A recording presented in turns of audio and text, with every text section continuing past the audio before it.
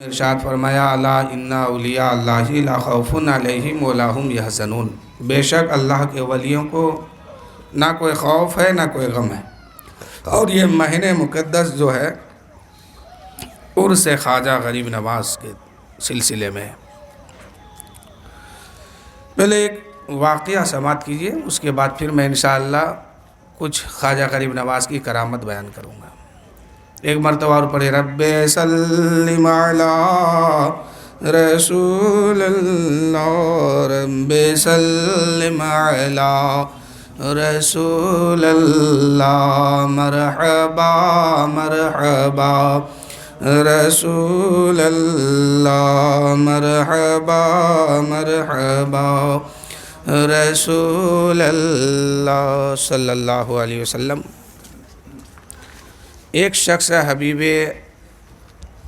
اعظمی نام کا تھا، ان کے پاس ایک مرتبہ ایک شخص آیا جو اپنے زمانے کا بہت بڑا گنڈا تھا، ڈاکو تھا۔ اچانک ایک مرتبہ حبیب اعظمی کی بارگاہ میں آیا، آ کے کہنے لگا کہ حضور میں نے توبہ کر لیا ہے، ہر بری چیزوں سے، ہر بری عادتوں سے میں نے توبہ کر لیا۔ کہا کہ توبہ تم، یہ کیسے ہو گیا؟ یعنی وہ ایسا شخص تھا کہ اس کو مولانا مفتی کوئی بھی ہو سمجھا کے تھک چکا، لیکن کسی کی بات وہ مانا نہیں، اپنے گناہوں سے باز نہیں آیا۔ اچانک ایک مرتبہ حبیب اعظمی کی بارگاہ میں گیا اور کہنے لگا حضور میں نے اپنی گناہوں سے توبہ کیا ہوں اور ساری بری عادتوں کو چھوڑ دیا ہوں، میرے لیے دعا کیجئے کہ اللہ تعالیٰ میری توبہ کو قبول فرما لے۔ حبیب اعظمی کہنے لگے تم نے توبہ کیسے کیا؟ آج تک تو تم کسی کی بات نہیں سمجھا، کسی کی بات مانا نہیں، کوئی بھی تمہیں سمجھائے کسی کی بات کو تم سمجھ نہیں رہا تھا، آج تم توبہ کیو کیسے؟ کس نے توبہ کرایا؟ کہا ایک 12 سال کے بچے نے مجھے توبہ کرایا۔ جہاں بڑے بڑے لوگ تھک گئے تھے، توبہ نہ کرا سکے، ان کو گناہوں سے نہ روک پایا، وہاں جو ہے ایک 12 سال کا بچہ ان کو توبہ کرنے پر مجبور کر دیا اور گناہ سے وہ باز آ گئے۔ کہا حبیب اعظمی نے پوچھا کہ کیسے تم نے توبہ کیا؟ وہ 12 سال کا بچہ کیا ہے، اس کے اندر کیا خوبی ہے، ذرا مجھے بھی بتاؤ۔ حبیب اعظمی کے سامنے وہ ڈاکو کہنے لگا کہ میں ایک دن اپنے گھر میں پارٹی رکھی تھی، میرے گھر والوں نے کہا تھا، میری بیوی بولی تھی کہ جاؤ بازار جاؤ، آج تو تم نے اپنے دوستوں کو پارٹی دیا ہے، اپنے دوستوں کو پارٹی دیا تو ڈاکو کا دوست ڈاکو ہوتا ہے، چور کا دوست چور ہوتا ہے، اچھے انسان کا دوست اچھا انسان ہوتا ہے، تو اس نے ایسے لوگوں کو پارٹی دیا تھا، دعوت دیا تھا کہ جو چور تھا، ڈاکو تھا، گنڈا تھا، ایسے لوگوں کو پارٹی دیا۔ اس کی بیوی بولی جا بازار جا اور سامان خرید کے لیا۔ یہ شخص بازار گیا، سامان خریدا، خریدنے کے بعد ادھر سے واپس آنا شروع کیا۔ اب جو ہے اس کو سامان اٹھانے کے لیے کوئی حمال نہیں مل رہا، یعنی کوئی کولی نہیں ملا اس کو، سامان بہت زیادہ تھا، وہ لا نہ سکا، اب وہ کولی ڈھونڈنے لگا، یعنی مزدور ڈھونڈنے لگا، ڈھونڈتے ڈھونڈتے کوئی مزدور نہ مل سکا۔ آگے بڑھا تو ایک بچہ تھا جو حسین و جمیل بچہ تھا، ہاتھ باندھے ہوئے، سر نیچے کیے ہوئے کھڑے تھے۔ اس نے کہا اے بچہ تو کیا کر رہے ہو یہاں؟ بچے نے کہا مجھے مزدوری کی تلاش ہے، میں مزدور ہوں، مزدوری کرنے آیا ہوں۔ کہا کہ میرا یہاں سے سامان اٹھا کے گھر تک پہنچا دو گے؟ کہا کہ ہاں پہنچا دیں گے، میں تو مزدوری کرنے کے لیے آیا ہوں، مجھے تو مزدوری چاہیے۔ کہا کیا قیمت لوگے؟ اس نے کہا میرے گھر کی خرچہ 3 دینار میں چلتا ہے، میرے گھر کا خرچہ 3 دینار میں چلتا ہے، میں 3 دینار لوں گا۔ کہا کہ اچھا تم 3 دینار لو اور اس سامان کو لے کے چلو میرے گھر۔ جو ہی سامان کے قریب آیا ہے، بچے نے کہا اے شخص سامان زیادہ ہے اور میری وزن کم ہے، میرے مجھ سے بڑھ کے سامان ہے، اس کو کچھ کم کرائیے تو میں پہنچا دوں گا۔ کہا کہ نہیں کم تو نہیں، اگر تم نہیں کرو گے ہم دوسرے سے کرا لیں گے، لیکن سامان کم نہیں کرائیں گے۔ بچے کی آنکھوں میں آنسو آ گئے ہیں، روتے ہوئے بچے نے کہا کہ اے شخص اب تو کام میں ہی کروں گا، چاہے سامان کی وزن چاہے جتنی ہو، میں کام کروں گا، اس سامان کو تیرے گھر تک پہنچا دوں گا، اس لیے کہ میرے گھر میں فاقہ ہے، میرے گھر میں فاقہ ہے۔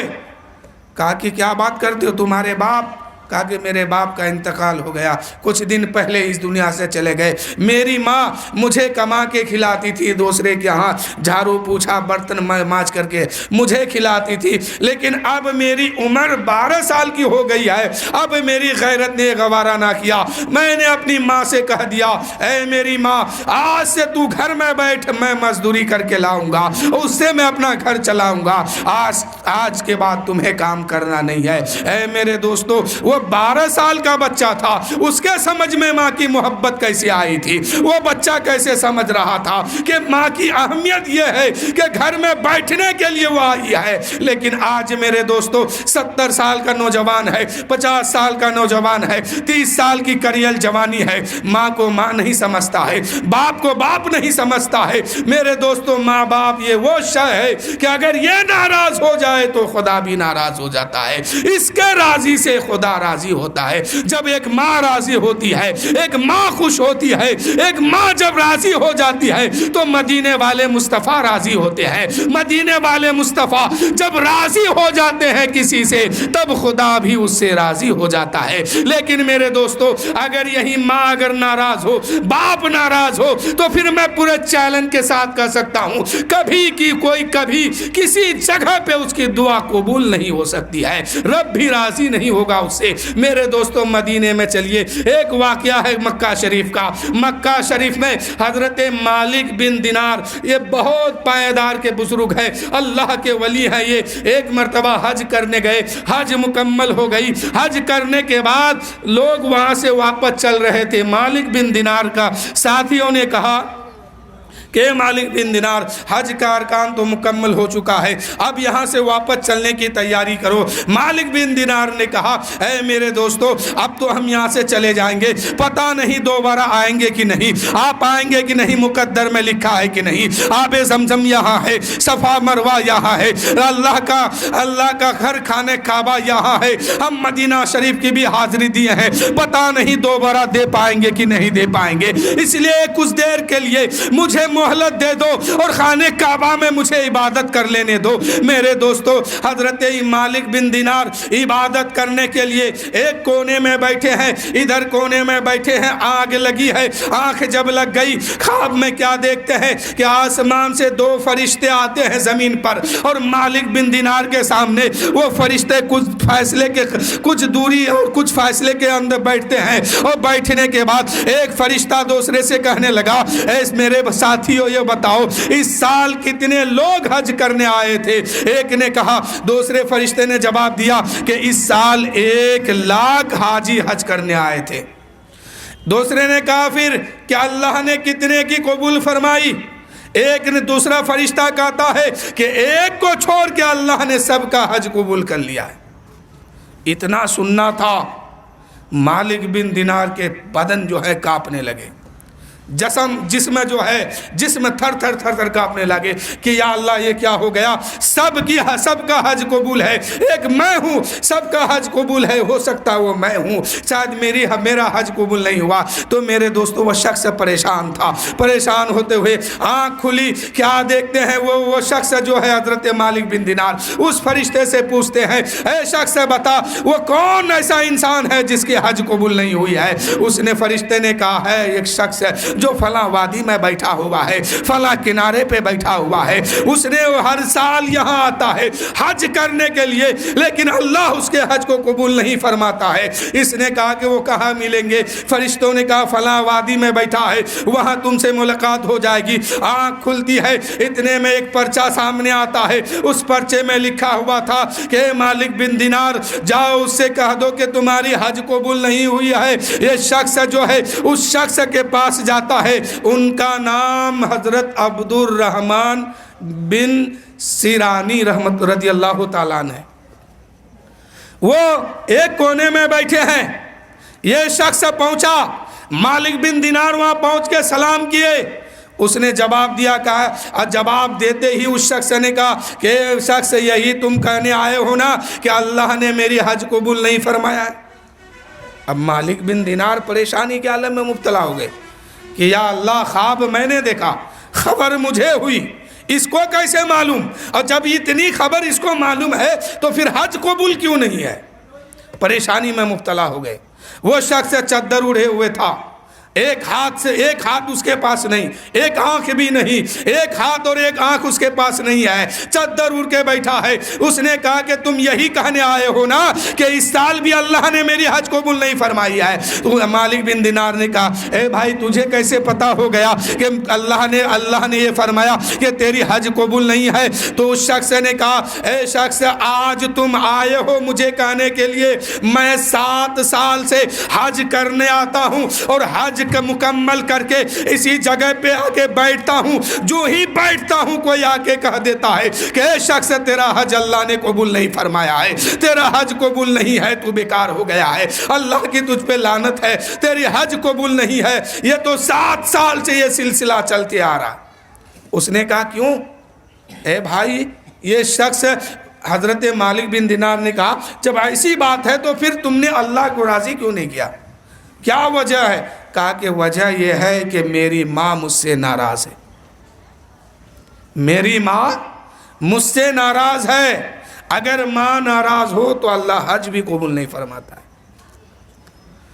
मेरी माँ मुझसे नाराज़ है। कहा कि तू अपनी माँ को मनाया क्यों नहीं? उस शख्स ने बोला कि हाँ, अपनी माँ को तो मैं मनाने की कोशिश किया लेकिन वो मानती नहीं। मालिक बिन दिनार कहते हैं खता क्या है? उस शख्स ने कहा, खता तो मैं आपको बता नहीं सकता, खता बहुत बड़ी है, मैं आपके सामने बयान नहीं कर सकता, लेकिन ऐ मालिक बिन दिनार, अगर मेरी माँ मुझे माफ़ कर दे तो मुझे यकीन है रब की रहमत पर कि अल्लाह ताला मेरी हज कबूल फरमाएगा। उस शख्स ने, हज़रत मालिक बिन दिनार ने उस शख्स से पूछा कि बता तेरी माँ कहाँ मिलेगी, कहाँ है? कहा कि वो भी इसी जगह पे है, मिना के मैदान में जो खेमा लगा है उस खेमे के अंदर एक चिराग चल रहा है और आधी रात के अंदर कुरान की तिलावत करने की आवाज़ आ रही है, वही खेमा मेरी माँ की है। जब से अल्लाह मेरी हज कबूल नहीं फरमा रहा है उस दिन से मैं भी आता हूँ और मेरी माँ भी हर साल यहीं पे आती है हज करने के लिए। तो कहा कि फिर तूने माँ को मनाया क्यों नहीं? कहा कि जाने की हिम्मत नहीं है करीब, मैं कैसे जाऊँ, माँ के करीब जाने की मुझे हिम्मत नहीं है और मेरी माँ है कि मुझे माफ़ नहीं करती है और जब तक मेरी माँ माफ़ नहीं करेगी लगता है मेरी हज कबूल नहीं होगी। हज़रत मालिक बिन दिनार अरफात के मैदान में जाते हैं, मिना के मैदान में जाते हैं और जाने के बाद क्या देखते हैं कि खेमे लगे हैं, ढेर सारा खेमा है। उस खेमे के अंदर एक चिराग जल रहा है। एक खेमा है कि आधी रात गुजरने के बाद भी कुरान पाक की तिलावत की आवाज़ आ रही है। ये हज़रत मालिक बिन दिनार जो है उस खेमे में जाके दस्तक देते हैं, अंदर से आवाज़ आती है, कौन? मालिक बिन दिनार ने कहा कि लोग मुझे मालिक बिन दिनार कहते हैं, मैं मालिक बिन दिनार हूँ, नबी की हदीस सुनाया करता हूँ, लोगों को नबी की हदीस सुना के लोगों तक पहुंचाया करता हूं, नबी की हदीस सुनाया करता हूं। अगर इजाजत हो तो दरवाजा खोलो, मैं अंदर आना चाहता हूं। उसकी माँ ने दरवाजा खोली। मालिक बिन दिनार कहते हैं, ए बूढ़ी माँ, अगर इजाजत दो तो मैं अंदर आ जाऊं। माँ बोली अंदर आइए। अंदर आए, मालिक बिन दिनार अंदर गए हैं। वो ज़ईफ़ा चद्दर उड़े हुए एक कोने में बैठ गई है। मालिक बिन दिनार अर्ज़ करते हैं, ए बूढ़ी माँ ये बता तू यहाँ कब से आती है?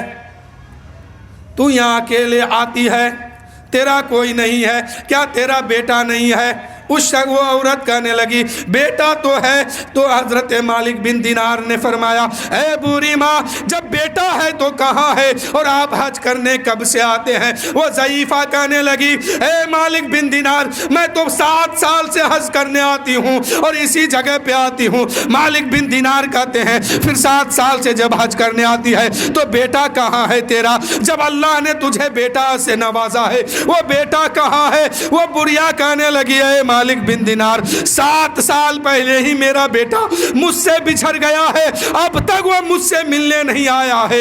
इतना कहना था। मालिक बिन दिनार कहते हैं, ऐ मेरी माँ, अगर मैं तेरे बेटे को तलाश करके ला दूं तो क्या करेगी? वो ज़ईफ़ा तरफ उठी है, खड़ी हो जाती है, अर्ज करती है, मालिक बिन दिनार, तेरा शुक्र गुजार रहूंगी, मेरे बेटे से मुझे मिला दे, मेरा बेटा कहाँ है उसे तू ला दे। हजरत मालिक बिन दिनार कहते हैं, اے ضعیفہ کچھ دیر کے بعد میں تم سے تمہارے بیٹے سے ملاقات ضرور کرواؤں گا. میں جاتا ہوں تمہارے بیٹے کو تلاش کرنے, میں جاتا ہوں تمہارے بیٹے کو ڈھونڈنے کے لیے. مالک بن دینار سے وہ ضعیفہ کہنے لگی بیٹا جلدی کر, تیرا شکر گزار رہوں گی. حضرت مالک بن دینار وہاں سے نکلے ہیں, اس شخص کے پاس آیا. آنے کے بعد کہنے لگے اے شخص چل, تیری ماں کو میں نے منا لیا ہے, چل تیری ماں بے قرار ہے, تیری ماں پریشان ہے, تیری ماں تجھے دیکھنے کے لیے, تجھ سے بات کرنے کے لیے تڑپ رہی ہے, بے قرار ہے. اب وہ شخص حضرت مالک بن دینار اس کا ہاتھ پکڑا ہے اور اسی خیمے میں پہنچے ہیں جس خیمے میں وہ ضعیفہ تھی. حضرت مالک بن دینار پھر دستک دیتے ہیں, اندر سے آواز آتی ہے کون؟ کہا مالک بن دینار ہوں, تیرے بیٹے کو لے کے آئی ہوں, تیرے بیٹے کو لے کے آیا ہوں. وہ ضعیفہ اندر سے کہنے لگی اے مالک بن دینار جتنا جلد ہو سکے اس بیٹے کو واپس کر دو, میں اس کا چہرہ دیکھنا نہیں چاہتی ہوں, میں اس کی آواز تک سننا گوارا نہیں کرتی ہوں. حضرت مالک بن دینار کانپنے لگے اور کہنے لگے او کم بخت, تیرا کون ایسا جرم ہے, تو کون ایسی خطا کی ہے کہ اب سے پہلے تیری ماں تجھ سے ملنے کے لیے بے قرار تھی, تیری ماں تجھ سے ملنے کے لیے تڑپ رہی تھی, لیکن ابھی تیری آواز کو سنتے ہی تیری ماں کا وہ درد ہرا ہو گیا ہے, وہ درد پھر سے جاگ گیا ہے. وہ کون ایسا خطا تو نے کیا ہے, کیا غلطی ہے تیری؟ حضرت مالک بن دینار کے سامنے وہ شخص رونے لگا اور کہنے لگا اے مالک بن دینار خطا تو بتا نہیں سکتا ہوں, خطا بہت بڑی ہے, بہت بڑا مجرم ہوں, لیکن جب یہاں آئے ہو تو ماں سے ملا دو. حضرت مالک بن دینار کہنے لگے تم نے خطا ایسی کی ہے کہ تیری آواز کو سن کر تیری ماں کے اندر نفرت پیدا ہو گئی اور وہ زخم پھر سے ہرا ہو گیا, وہ درد بڑھ گئی ہے. اب تیری ماں تجھ سے ملاقات نہیں کرے گی, تجھ سے بات بھی نہیں کرے گی, میں جا رہا ہوں. حضرت مالک بن دینار قدم باہر نکالتے ہیں, وہ شخص دامن پکڑ لیتے ہیں اور کہتے ہیں کہ مالک بن دینار یہاں تک آ گئے ہو تو میری ماں سے میری خطا معاف کروا دو, زندگی بھر یہ احسان نہیں بھولوں گا, قیامت تک یہ بات یاد رکھوں گا.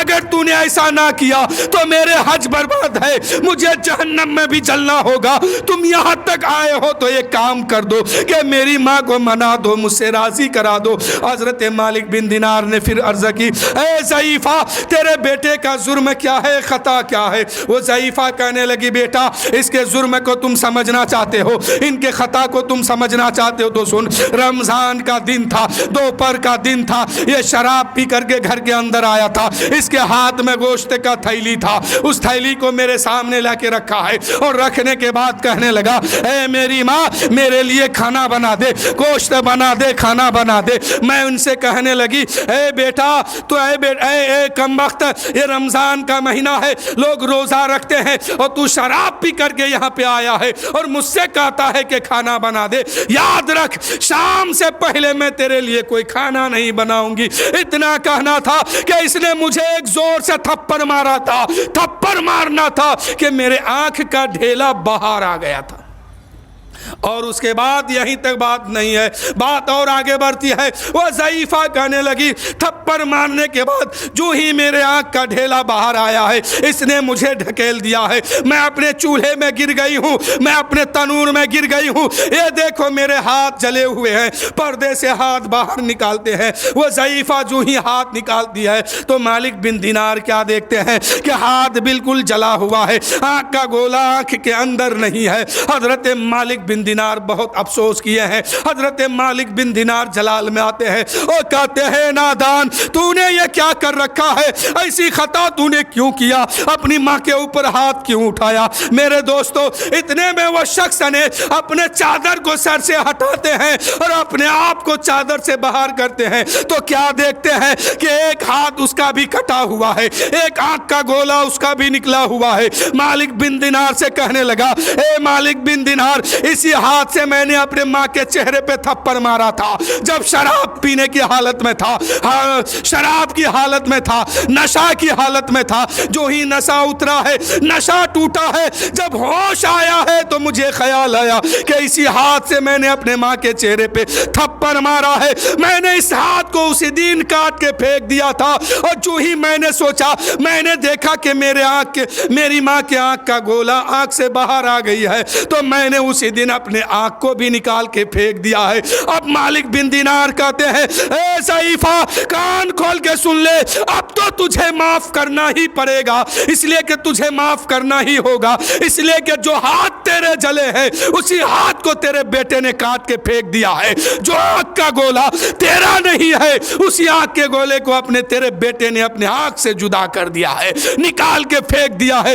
اتنا کہنا تھا، وہ ضعیفہ ہاتھ بڑھاتی ہے، عرض کرتی ہے اے بیٹا تو نے ایسا کیوں کیا ہے؟ جس دن اللہ کا حکم آیا تھا کہ تیرا حج قبول نہیں ہے، اسی دن کسی کو وسیلہ بنا کے لے آتا اور میں تیری خطا کو معاف کر دیتا، اللہ بھی راضی ہو جاتا، میں بھی راضی ہو جاتی، اور اللہ تعالیٰ تیرے حج کو قبول فرما لیتا، تمہارا ہاتھ بھی بچ جاتا، آنکھ بھی بچ جاتی۔ ایسا تو نے کیا کیوں؟ جس دن اللہ کا حکم آیا تھا کہ اے شخص عبد الرحمن بن سنان تیری حج قبول نہیں ہے، اسی دن تم کسی کو وسیلہ بنا کے لاتا اور میرے پاس آ کے معافی مانگ لیتا، تیرا ہاتھ بھی بچ جاتا، آنکھ بھی بچ جاتی، اور تیرا حج بھی قبول ہوتا، میں بھی معاف کر دیتی، اللہ بھی معاف کر دیتا۔ کیا درود شریف پڑھیے، اللہم صلی علی سیدنا شفیعنا روک دو۔